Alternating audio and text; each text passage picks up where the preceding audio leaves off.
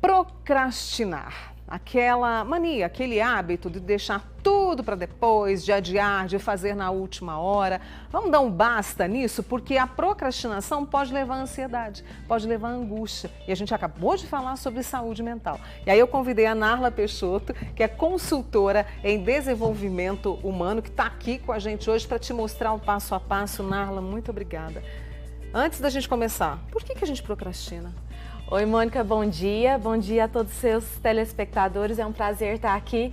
A gente acaba procrastinando porque o que acontece com o ser humano? Nós estamos habituados a fazer aquilo que a gente tem mais hábito, conforto, né? O nosso cérebro busca isso, fazer aquilo que a gente tem controle, aquilo que a gente domina.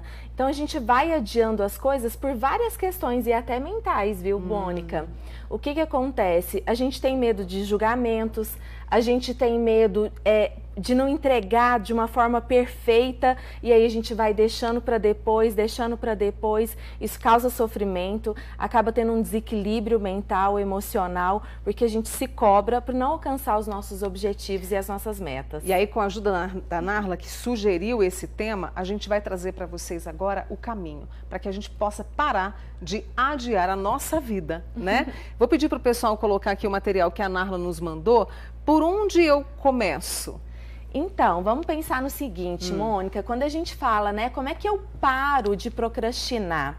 A primeira coisa que a gente traz para qualquer profissional, para qualquer pessoa no seu dia a dia é o poder do autoconhecimento. Por quê, Mônica? Eu preciso identificar e ter consciência em que momentos eu estou deixando sempre para depois. Eu sempre me disperso ali, né?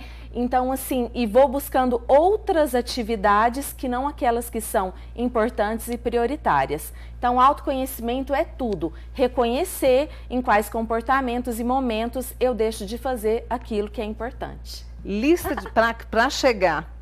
Vi o que eu estou fazendo, não estou fazendo. Elabora uma lista de tarefas? Vamos pensar na lista de tarefas, por quê? Porque as pessoas se perdem. A maioria das pessoas procrastinam, Mônica, por ter muitas coisas a serem feitas, mas não sabe por onde começar. Vamos começar pela lista de tarefas e, importante, dividir. Dividir em pequenas tarefas, estabelecendo prazos e datas. Por que pequenas tarefas? Porque quando eu tenho um projeto muito grande, por ter o hábito de procrastinar, aí eu falo, nossa, não, aí que eu vou deixando para depois, vou jogando para frente, e a gente acaba tendo os procrastinadores crônicos, que são aquelas pessoas que têm o vício e a adrenalina de deixar tudo para depois, para a última hora. Desde a entrega de um trabalho na faculdade, sendo que foi prescrito há muito tempo, desde o pagamento de um boleto, desde um relatório na empresa, desde a organização e estruturação do seu ambiente de trabalho. Né? Muito bem. E se recompensa pelos avanços. Sim. Gostei disso. Mônica, é importante que a gente, nesse processo de autoconsciência, de autoconhecimento, a gente reconheça os avanços, né? É uma forma de fortalecer os nossos comportamentos positivos, né? E também de valorizar as nossas conquistas. Autoestima, não é também? Sim! Vamos passar para os próximos passos? Organize os espaços, como assim? Sim, olha só, Mônica, a gente sempre fala para o pessoal que passa por mentoria, que passa por desenvolvimento, o quanto é importante a gente deixar os nossos espaços de trabalho. Você que é artesão, costureira, mecânico, trabalha na área organizacional, em casa, na cozinha, organize o espaço.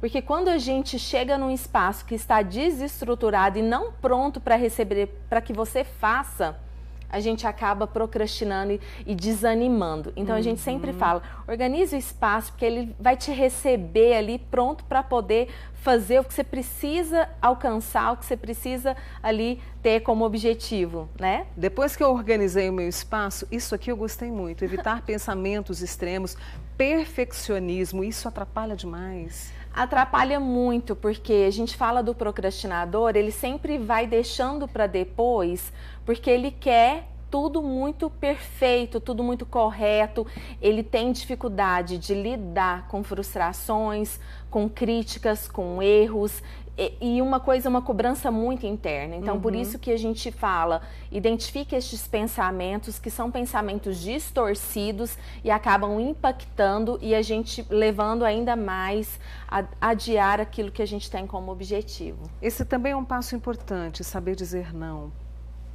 Sim, Mônica, eu falo que as pessoas precisam entender que quando o meu cérebro quer buscar fazer aquilo que ele tem mais afinidade, né, por isso da procrastinação, ele quer saber, ele quer lidar com aquilo que é mais fácil, ele acaba dizendo sim para muitas situações, porque são situações de domínio, de conforto, e ele tem uma dificuldade gigante de chegar para as pessoas e falar, olha, eu não posso agora. Mas como que eu digo não? Às vezes não é trazendo essa negativa, é falando, estou terminando um relatório, em 15 minutos eu te procuro, né? Porque a gente consegue atender essa demanda, dizer não, mas de uma forma diferente, em que não fica assim, não dá um atrito, choque, né? Um choque de relacionamento ou um conflito, né? O nosso último passo, não espere a hora certa. Como assim, Narla? Então, a gente vai ver, né, nos atendimentos que a gente tem, que as pessoas acabam procrastinando, porque elas sempre estão esperando o momento correto para se fazer algo. Né? Então, assim, quando eu tiver mais tempo. As pessoas têm aí um pensamento de que procrastinar é talvez a falta de gestão do tempo e organização. Nem sempre.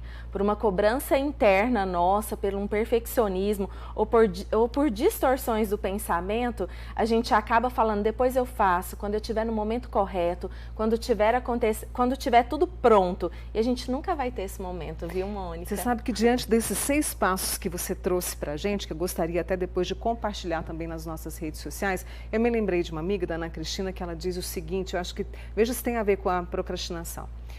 Eu acordei, eu preciso trabalhar, eu tenho um trabalho importantíssimo, um relatório importantíssimo para entregar, eu preciso fazer algo pela minha saúde, 1, 2, 3, respira e vai. Seria mais ou menos isso, deixar de procrastinar? Sim, comece e faça.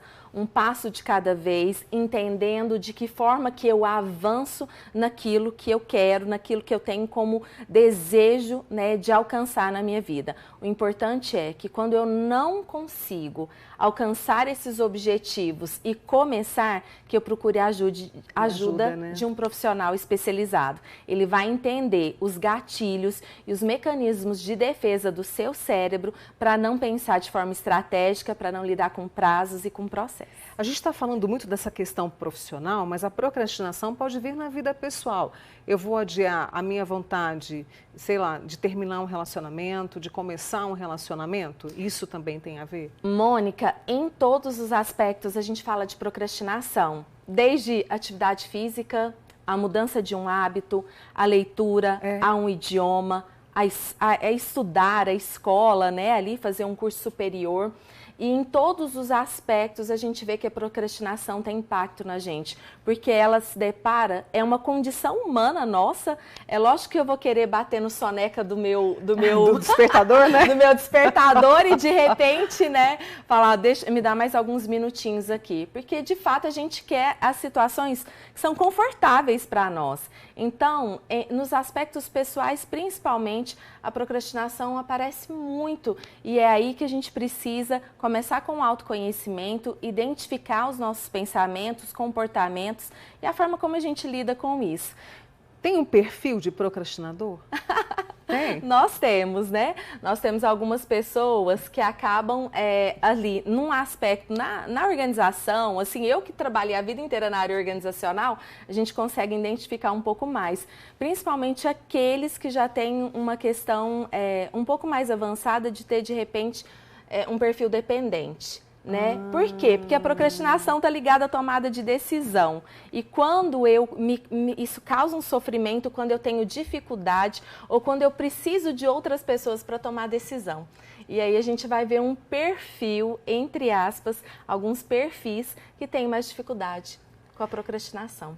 E nesse processo de procrastinação, a gente pode ter algumas pessoas que, né, dentro dessa dependência, que de repente não estão felizes com o que estão fazendo e aí vão procrastinando também? Faz total sentido, né? Eu falo que a pessoa, ela precisa ter de uma forma muito clara e transparente aquilo que ela deseja para ela. Janeiro, né, como a gente falava anteriormente, Leonardo, janeiro é o mês da transformação. É o mês em que as pessoas estão mais abertas à mudança. Então, faz total sentido para a nossa saúde mental, para o nosso equilíbrio, é que a gente realmente saiba quais são os nossos objetivos de vida, metas, sonhos, desejos.